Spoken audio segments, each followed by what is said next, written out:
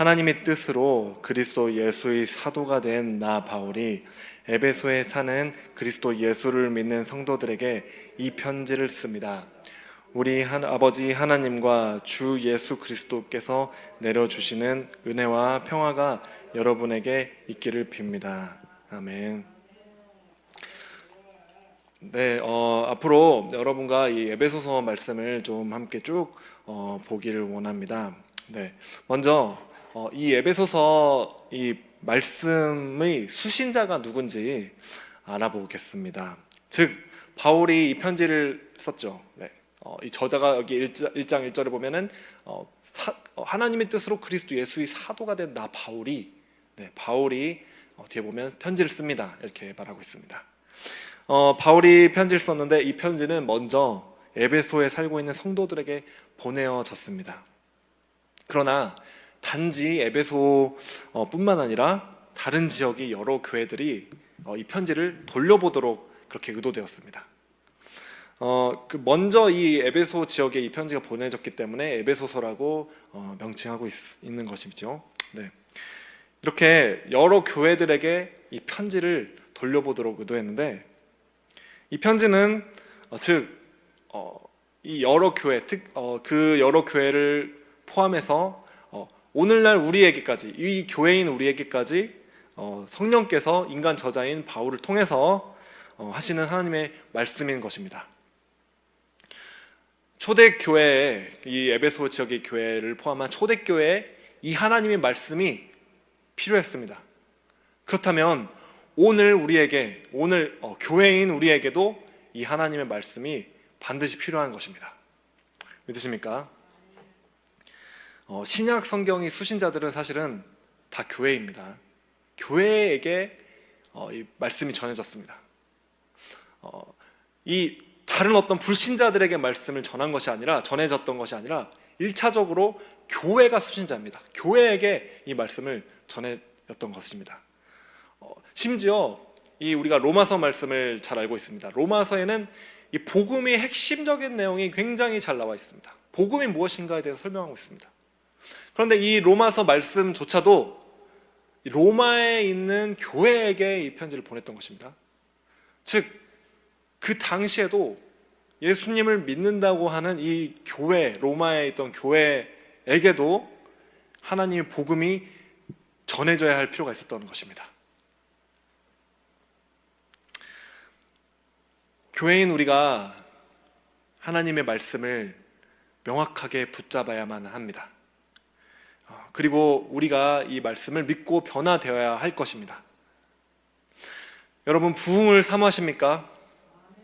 아멘이십니까? 기독교 역사상 모든 부흥은 교회 안에서 시작되었습니다.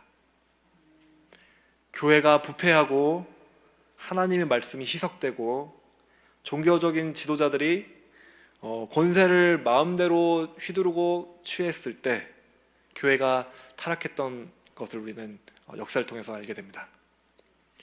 그럴 때 세상은 아주 부패하고 암흑기가 찾아왔습니다. 그러나 하나님의 말씀이 교회 안에 다시 그 진리가 회복되었을 때, 그 진리가 진리대로 선포되었을 때 교회가 회복되었던 것입니다. 그리고 교회가 회복될 그때, 바로 그때 세상도 회복되었습니다. 우리는 그것을 역사를 통해서 볼 수 있게 됩니다. 이 말씀이, 하나님의 말씀이 성령의 능력으로 말미암아 교회의 역사요, 교회가 개혁되고 말씀대로 회복되는 그 일이 바로 부흥인 것입니다. 그래서 교회가 원래의 말씀대로 그 진리대로 회복되었을 때, 교회가 회복될 때, 그때 비로소 세상 사람들도 하나님을 알게 되는 것입니다. 여러분, 뉴스를 여러분이 보시며 이 세상에 정말 참 문제가 너무 많다, 너무나 타락했다, 여러분 그렇게 생각을 하십니까? 세상에 문제가 많다고 혹시 정말 불만이 많고 막 마음에 답답하고 힘든 마음들이 많으실지도 모르겠습니다. 그러나 제가 말씀드리고자 하는 것은 이미 타락한 이 세상은 원래 처음부터 문제가 많았다는 사실입니다. 그리고 앞으로도 계속해서 많을 것입니다. 그러나 세상이 악하고 부패한 것이 문제가 아니라 진정한 문제는 무엇이냐면 바로 오늘 이 교회가 하나님의 말씀을 정말로 듣고 믿고 있는가 하는 것입니다. 교회가 타락되었다면 소망이 없는 것입니다. 그러나 반대로 세상이 타락됐다 할지라도 교회가 하나님의 말씀대로 진리대로 회복됐다면 그러면 소망이 있는 것입니다. 그래서 문제는 세상이 얼마나 부패하고 타락했는가가 문제가 아니라 바로 교회인 우리 여러분이 하나님의 말씀을 진정으로 믿고 살고 있는가, 바로 그것이 문제입니다. 저는 믿습니다. 다시 한번 하나님의 말씀이 진리대로 선포되고 성령의 능력으로 그 말씀이 교회 안에서 살아 역사할 것입니다. 그래서 교회가 말씀대로 회복될 것입니다. 바로 그것이 세상의 유일한 소망입니다. 오늘 저는 다시 한번 성령의 능력으로 하나님의 말씀이 선포되고 교회가 말씀으로 돌아가서 그 말씀이 정말 교회 안에, 우리 안에, 내 안에 살아서 역사하는 일을 보기 원합니다. 그것이 부흥입니다, 여러분. 그래서 여러분, 하나님의 말씀이 선포될 때, 그리고 여러분이 하나님 말씀을 읽을 때 그 말씀을 열심을 내어서 들으시기 바랍니다. 그리고 믿음으로 반응하시기 바랍니다. 하나님의 말씀을 사랑하시고 부지런히 그 말씀을 읽으시고 말씀을 가까이 하시기 바랍니다. 저 멀리 누군가에게 하는 어떤 좋은 강연으로 말씀을 들어서는 안 되는 것입니다. 하나님의 말씀은 다시 말하지만 1차적으로 교회에게 선포됩니다. 이 말씀은 세상 사람들에게 선포해도 세상 사람들은 몰라요. 알 수가 없어요. 그러나 1차적으로 이 말씀은 교회에게, 우리에게, 나에게 선포되는 것입니다. 그래서 내가 변해야 됩니다. 부흥이 내 안에서 시작되어야만 합니다. 귀 있는 자는 성령이 교회에게 하시는 말씀을 들을지어다. 들어야만 합니다. 교회가 회복될 그때 비로소 세상이 변화될 수 있습니다. 여러분, 이 코로나 시대에도 하나님의 말씀은 지금 이 시간에도 교회에게 계속 선포되고 있습니다. 믿으시기 바랍니다. 하나님께서 말씀하시지 않는 것이 아니라 오히려 더 크게 말씀하고 계신다고 저는 믿습니다.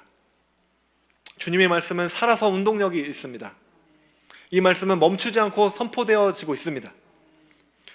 우리가 이 문자의 말씀을 읽을 때, 그리고 이 강단에서 말씀을 선포할 때 지금도 현재 진행형으로 주님의 보좌에서는 우리에게, 교회에게 이 말씀이 선포되고 있는 것입니다. 이 교회가, 이 수정같이 맑은 물 교회가 이 살아있는 하나님의 말씀을 듣고 그에 반응한다면 반드시 이 교회에 부흥이 올 것입니다. 이 땅에 반드시 부흥이 올 것입니다. 그리고 그 역사로 인하여 이 세상이, 하나님을 지금 모르고 그대로 부패하고 타락한 이 세상이, 그 세상이 교회에게 하나님께서 역사하시고 교회가 진리대로 회복되는 것을 봄으로 인하여 주님께서 살아계심을 깨닫게 될 것입니다. 그럴 때 비로소 수많은 영혼들이 주님께 돌아오는 사도행전과 같은 역사가 일어날 것입니다. 우리 본문을 보도록 하겠습니다. 한 장 넘겨주시기 바랍니다. 파워포인트. 네. 제가 개역개정 말씀을 준비했습니다. 왜냐하면 제가 이 원문을, 헬라어 원어를 대조해 봤더니 이 에베소서 1장 1절 말씀은 세번역보다는 개역개정이 더 원문에 가깝게 번역이 되는 것을 확인을 했습니다. 한번 제가 읽어드리겠습니다. 에베소서 1장 1절입니다. 하나님의 뜻으로 말미암아 그리스도 예수의 사도된 바울은 에베소에 있는 성도들과 그리스도 예수 안에 있는 신실한 자들에게 편지하노니. 네, 1장 1절 말씀입니다. 자, 지금 수신자에 대해서 말씀드리고 있었습니다. 수신자가 누구입니까? 네, 말씀해 보면 에베소에 있는 성도들, 네, 성도들이 나옵니다. 그리고 그리스도 예수 안에 있는 신실한 자들, 성도들, 그리스도 예수 안에 있는 자들, 신실한 자들, 이렇게 말씀하고 있습니다. 우리는 여기서 교회가 무엇인가 알 수 있습니다. 교회의 정체성이 무엇인가 우리는 볼 수 있습니다. 먼저 성도들입니다. 성도란 무엇입니까? 성도를 여러분 영어로 하면은 세인트입니다. 세인트, 복수로 세인츠라고 되어 있죠. 여러분 세인트라고 하면 혹시 저기 로마 카톨릭에서 말하는 무슨 아주 특별하게 구별된 성자 같은 개념이 혹시 떠오를지도 모르겠습니다. 로마 카톨릭은 성자와 일반 신자를 철저하게 구분지어 놨습니다. 그리고 이것은 아주 비성경적인 이원론적인 개념입니다. 성경에서 이 성자라고 말했을 때 성도들이 있죠. 성도들, 세인츠, 성도들이라고 말했을 때 이 단어의 원어는 헬라어로 하기오스라는 단어를 쓰고 있습니다. 이 단어의 뜻은 거룩하게 구별되었다라는 그런 의미를 가지고 있습니다. 거룩하게 구별된 자들. 그리고 이 단어는 교회 안에서 어떤 더 특정하게 거룩한 다른 어떤 특정한 어떤 계급을 가리키는 단어가 절대로 아닙니다. 항상 이 하기오스라는 단어를 쓸 때는 항상 교회의 모든 신자들을 가리키는 의미를 가지고 있습니다. 일반 모든 신자들을 부르는 명칭하는 말이 바로 이 하기오스입니다. 우리는 막 성자, 세인트 막 이러면은 이렇게 접근하기 어려운 우리가 범접할 수 없는 어떤 경지에 오른 거룩한 그런 경지에 오른 그런 사람들로 생각하곤 합니다. 그래서 일반 그리스도인들은 그런 모습을 따라 살기가 어렵겠구나라고 생각하게 됩니다. 그러나 이 카톨릭의 세인트, 이 성자, 이 개념이 아니더라도 우리 이 개신교 교회도 비슷하게 그렇게 우리를 정말 혼란스럽게 만드는, 우리 생각을 그렇게 이분법적으로 생각하게 만드는 그러한 생각들이 우리 교회 안에도 있습니다. 예를 들어 목사와 전도사 같은 사람들을 성직자로 나누고, 그리고 다른 일반 신자들을 평신도라고 나누는 그런 개념입니다. 그래서 성직자들은 이제 성직자들만이 이제 거룩하고 구별된 사람들이라고 생각하면서 굉장히 거룩하고 구별될 그런 사람들이다라고 생각을 하면서 동시에 나는 평신도니까 그렇게까지는 거룩하게 살지는 않고 적당히 살아도 이 정도면 됐어. 이 정도만 살아도 되겠지. 라는 이러한 생각을 은근슬쩍 가지게 되는 것입니다. 바로 이러한 생각이 마치 로마 카톨릭에서 말하는 그렇게 세인트, 성자 그런 개념과 같이 이분법적으로 성도를 철저하게 나눠버리고 말았습니다. 그래서 성도들이 거룩을 그렇게까지 추구하지 않고 사는 것입니다. 세상과 적당히 타협하면서 적당히 살게 되는 것입니다. 바로 이 성도라는 정체성을 모르고 잃어버렸기 때문에 그렇습니다. 오늘 우리는 다시 한번 생각해 보아야 합니다. 성경에는 평신도라는 그런 2등 시민과 같은 그런 개념이 없습니다. 모든 신자는, 모든 예수님을 믿는 신자는 다 성도입니다. 우리가 나중에 이 에베소서 4장 말씀에 가면 이 부분을 다시 보겠지만 지금 제가 잠깐 언급하고 넘어가도록 하겠습니다. 말씀 한번 넘겨주시기 바랍니다. 네. 자, 에베소서 4장 11절 12절 말씀입니다. 제가 읽겠습니다. 그분이 어떤 사람은 사도로, 어떤 사람은 예언자로, 어떤 사람은 복음 전도자로, 또 어떤 사람은 목사와 교사로 삼으셨습니다.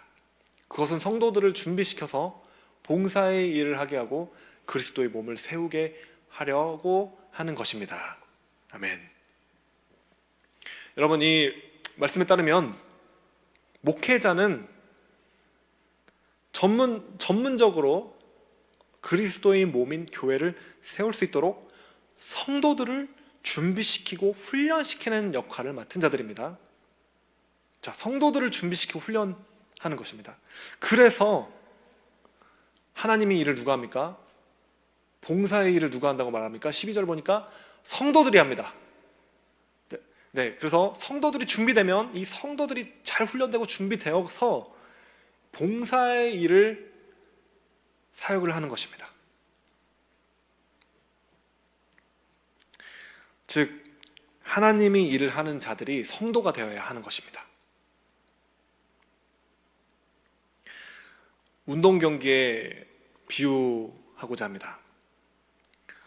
만약에 축구 경기를 한다고 하면은 이 목회자들은 감독이나 코치가 되어야 합니다.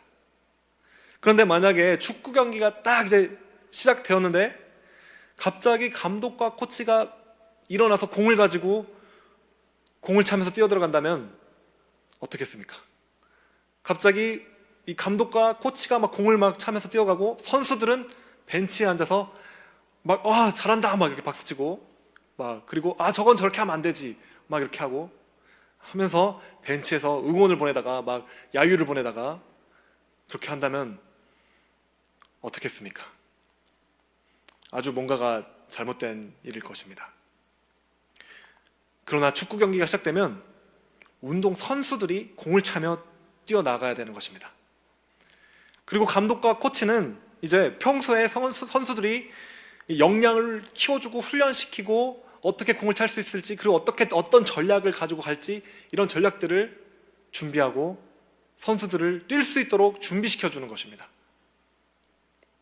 그래서 또 때로는 이 부족한 부분들을 막 보충시켜주면서 또 너무 지친 이런 선수들은 운동 경기 중에 교체를 적절하게 잘 시켜주고 적절하게 포지션을 배치시켜주는 그러한 역할을 해서 부상당하지 않고 이 선수들이 끝까지 이 경기를 정말 완수하고 승리할 수 있도록 이 감독과 코치들이 그런 적재적소에 배치하며 이렇게 그 일을 할 수 있도록 그 운동 경기를 할 수 있도록 돕는 일을 하는 것입니다. 이렇게 목회자 또한 먼저 성도의 일부입니다. 네, 목회자도 성도입니다. 그러나 목회자들은 이 성도들이 세상에 나가서 하나님의 일을 할 수 있도록 이 봉사 일을 할 수 있도록 준비시켜주는 역할을 1차적으로 맡은 자들인 것입니다. 또 비슷하게 이 교회 가운데 해를 끼치는 생각이 있습니다. 그것은 바로 제자에 대한 개념입니다. 우리는 지금까지 어떤 특정한 또 유달리 열정 있는 그런 사람들만 제자가 된다고 흔히 생각해 왔습니다. 그런 사람들만 제자반 이제 코스를 밟아서 수료하면 이제 내가 제자가 되었다라고 생각해 왔습니다. 그러나 이제 제자반 코스를 수료한 저분은 이제 제자고 이제 나는 그렇지 않고 나는 그냥 이제 좀 평범하게 교회만 다니고 이제 구원은 얻었지. 구원 얻었지만 제자처럼 살기는 아직 제자는 좀 되기 힘들 것 같아. 그러나 나는 뭐 구원 얻었으니까 난 이제 괜찮다. 이렇게 생각하는 것입니다. 바로 이러한 생각들이 카톨릭에서 이 성자, 세인트 이런 개념처럼 아주 이것들을 이분법으로 둘로 딱 나눠버리는 비성경적인 그런 생각입니다. 이러한 생각이 아주 치명적인 것은 오늘날 우리 성도들을 무너지게 만들고 거룩함을 추구하지 않도록 만들고 적당히 타협하면서 세상에서 적당히 살도록 만든 것입니다. 그래서 교회가 힘을 잃고 교회가 말씀이 진리대로 회복되지 못하고 있는 것입니다. 이것은 아주 심각한 문제입니다. 오늘 본문을 통해서 우리가 깨달아야만 하는 사실은 모든 예수 그리스도를 믿는 진정으로 예수 그리스도를 믿는 신자들은 모두 거룩한 구별된 자들이라는 것입니다. 우리는 세상과 구별된 것입니다. 세상과 구별된 자들이 바로 성도이며 성도의 그러한 성도들의 모임이 바로 교회인 것입니다. 이어서 다시 에베소서 1장 1절 말씀 보면, 자, 화면을 돌려주시기 바랍니다. 네. 자, 에베소에 있는 성도들과 그리스도 예수 안에 있는 신실한 자들에게 편지하노니 라고 말하고 있습니다. 그리스도 안에서, 그리스도 예수 안에 있는 신실한 자들. 네. 그런데 이 헬라어 원문의 순서는 반대로 되어 있습니다. 네. 신실한 자들이 먼저 나오고 그 다음에 그리스도 예수 안에 있는, 이렇게 뒤에 나옵니다. 즉 신실한 자들, 즉 그리스도 예수 안에 있는, 이 순서입니다. 그래서 신실한 자들, 이 신실한 자들이 바로 교회의 정체성입니다. 여러분은 신실하십니까? 신실하다는 것은 이제 헬라어로 피스토스라는 단어인데, 이걸 영어로 번역하면 faithful이라고 말할 수 있습니다. 즉 신실하고 충성된 자라는 의미를 가지고 있는 거죠. 충성되고 신실하고, 즉 이 의미는 어떤 상황에서라도 변함이 없이 쭉 그 상태를 지키며 충성되게 그렇게 선한 상태를 유지하는 것을 말합니다.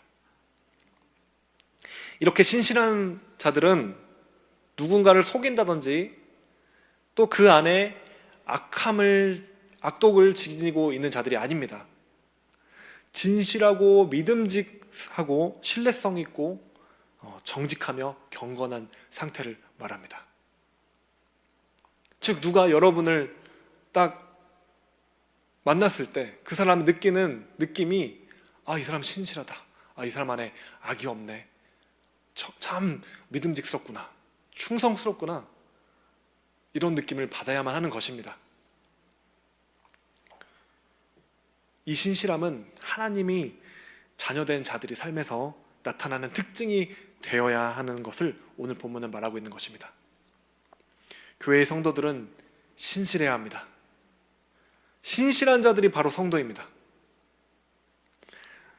우리가 성경에 볼 때 성경에서 신실한 자다라고 불린 몇몇 사람들이 예가 있습니다.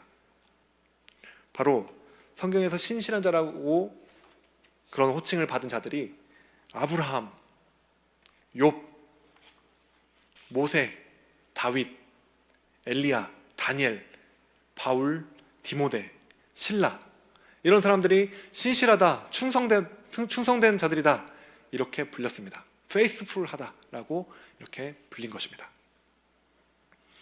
우리는 오늘 시간 관계상 이 모든 사람들의 특징을 다 말씀드릴 수는 없지만, 우리가 이 말씀을 읽을 때 이 성경에 나오는 인물들의 삶을 통해서 우리는 보게 됩니다. 그들이 하나님 앞에 얼마나 신실하고 또 충성되게 행하였는지 우리는 말씀을 통해서 그들의 이야기를 알게 됩니다. 그러나 또한 그들이 죄를 짓고 넘어진 그런 경험도 있다는 것을 우리는 또한 보게 됩니다. 그럼에도 불구하고 그들은 회개했습니다. 그리고 다시 실패한 그 자리에서 일어나서 하나님께 돌이켜 나온 자들입니다. 그리고 하나님을 끝까지 붙잡았습니다. 믿음을 잃었다가도 다시 회복하고 믿음을 붙잡은 자들이 바로 이 신실한 자들입니다.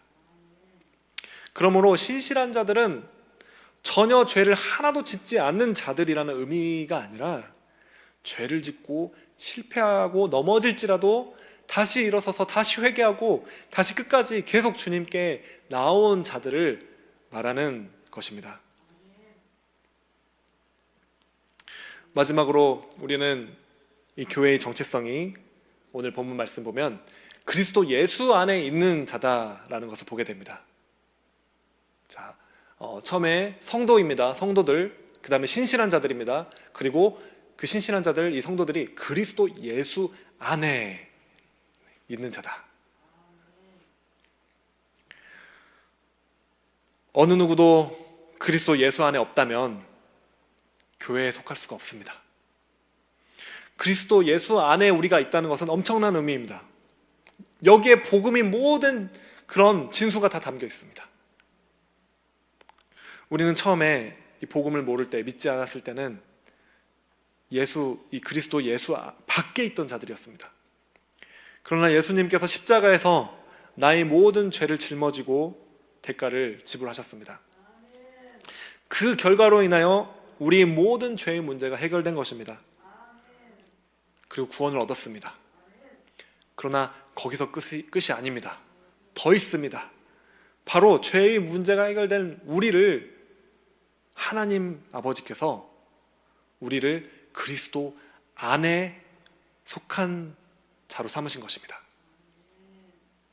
이렇게 결정하시고 행하신 분이 바로 하나님 아버지시라는 사실을 우리는 이 말씀 통해서 알게 됩니다. 즉 예수님을 믿은 자들에게, 그들에게 주어진 놀라운 이 기쁜 소식, 놀라운 변화의 사건은 바로 그들이 예수님 안에 있게 된 그 사실입니다. 그래서 우리는 예수님 안에 있고 예수님은 우리 안에 있게 된 것입니다. 이것이 바로 놀라운 사실입니다. 구원받은 자는 그리스도 안에 있는 자인 것입니다. 우리는 성령으로 인하여 그리스도와 하나가 되었습니다. 그리고 그리스도 안에 거하며 그리스도에게 허락된 모든 복을 우리도 그 안에서 함께 누리게 됩니다. 예수님이 십자가의 사건으로 인하여 우리를 죽음에서 생명으로 옮겨주신 것입니다. 그래서 모든 저주와 속박과 사망의 권세가 이미 깨어진 자들이 바로 교회인 것입니다.